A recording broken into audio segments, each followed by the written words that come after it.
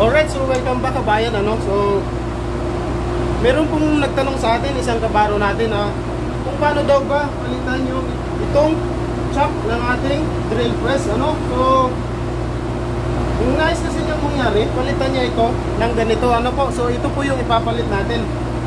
So, bago ito natin palitan, kabayan, So, share ko na lang rin para sa ating mga aspiring seafarers natin dyan, or kahit hindi ka seafarers, brother, So, at least kung maka-encounter ka nito, kung makagamit ka na ganito in the future, so, meron ka ng idea, kung paano ba palitan nitong ating chuck ng ating drill press, So, bago yan, tuturo po muna natin yung major parts ng ating drill press, So, let's go! Alright, kabayan, So, syempre, dito sa parts ng ating sa ating drill press, hindi mawawala yung ating motor. Ito po yung ating motor. Then the head, switches, switches. Ito po yung start and stop. At yung ating chuck, ang spindle, syempre, ang ating lever, table. At ito naman po ay tinatawag na ito ito yung pinaka niya, post. Yan po ang tawag po diyan ay column, Hindi rin mawawala syempre ang ating base, So yan po yung major parts ng ating drill press, So tuloy na tayo, balik na tayo doon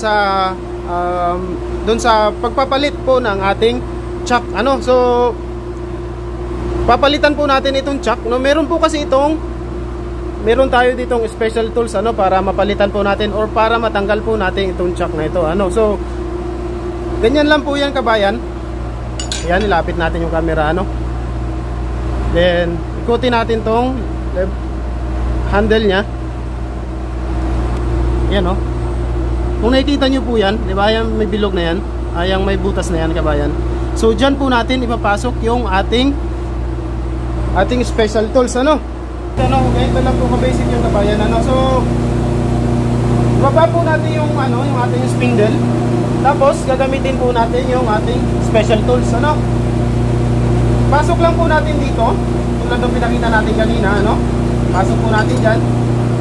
Siyempre itatapat natin kung nasaan ba yung pinaka nito, yung pinaka guide, So ayan, tapat naman siya doon. Pasok natin dyan, kabayan. Then wait, yun. Yan, ulitin natin. Pasok mo dyan, kabayan, So, pag napasok mo na dyan, kabayan, pwede mo na siyang tanggalin, So, matanggal yan, kabayan, kapag inangat ko itong lever, So, babagsak na po ito, So, pagpastal mo, kabayan, so, napakagalitan lang, basic lang po ito, Yun, tanggal na, kabayan, So, pwede na natin, maaari na natin palitan, papalitan natin ang ganito, So, kasi itong chuck na to, para lang po ito sa mga maliliit na drill bit, So, para lang po sa maliliit na drill bit. So, ang kailanganin natin ng malaki na drill bit, kaya pinalitan po natin ang chuck, Ganon din lang po kapag, kapag babalik mo na or i-set mo na ito.